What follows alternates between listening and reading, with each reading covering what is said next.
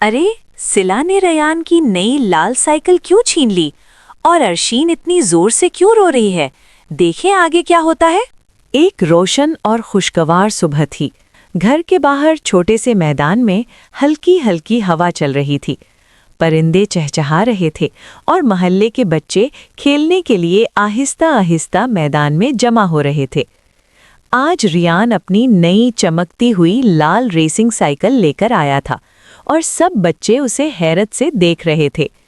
Ryan बड़े फखर से अपनी साइकिल चला रहा था। वो तेजी से गोल गोल चक्कर लगा रहा था। सिला, उसकी बड़ी बहन, और अर्शीन छोटी बहन दोनों खड़े होकर उसे देख रहे थे। साइकिल की चमक और रफ्तार देखकर सबको बहुत मजा आ रहा था। अचानक सिला को भी साइकिल चलाने का दिल किया। वो जल्दी से रेयान के पास गई और उसे साइकिल से उतारकर खुद बैठ गई। रेयान घबरा कर बोला, सिला, ये मेरी नई साइकिल है, मुझे वापस दो। मगर सिला ने नाराज होकर उसे धक्का दे दिया। ये मंजर देखते ही अर्शीन घबरा गई। उसने इतनी जोर से चीख मारी कि पूरा मैदान गूंज उठा। वो जमीन पर लेटकर रोने और चिल्लाने लगी, जैसे कोई बहुत बड़ा मसला हो गया हो। उसी वक्त नन्हा अजलान, छोटा भाई, अपनी नर्सरी की किताब बगल में दबाए दौड़ता हुआ मैदान में आया। उसके हाथ में एक छोटी सी रिमोट कंट्रोल रेसिंग कार भी थी। वो हैरान होकर बोला, अरे, यहाँ क्या हो रहा है?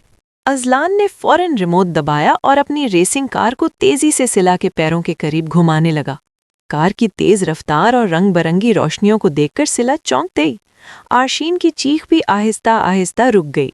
अजलान मुस्कुराते हुए बोला, सिला बाजी, अगर आप लड़ती रहीं तो मोटू पतलू की तरह सारी समोसा पार्टी खत्म हो जाएगी। ये सुनकर सब बच्चे जोर जोर से हंसने लगे। सिला को अपनी गलती का एहसास हुआ। उसने मुस्कुराकर रेयान को उसकी साइकिल वापस दे दी और कहा, माफ करना रेयान, हमें लड़ना नहीं चाहिए। अब चारों बच्चे खुशी खुशी मिलकर खेलने लगे। रेयान अपनी साइकिल चला रहा था, अजलान अपनी रेसिंग कार दौड़ा रहा था और सिला और अर्शीन हंसते हुए उनके पीछे दौड़ रही थीं। कुछ ही देर में पूरा मैदान बच्चों की हंसी और कहकहों से गूंजने लगा। हल्की हवा, परिंदों की आवाज़ें और बच्चों की खुशी इस लम्हे को और भी खूबसूरत बना रही थीं। अजलान ने अचानक एक नए गेम का आइडिया दिया। चलो रेस लगाते हैं, रेयान साइकिल पर, मेरी कार जमीन पर और हम सब दौड़कर। सब बच्चे खुशी से तैयार हो गए।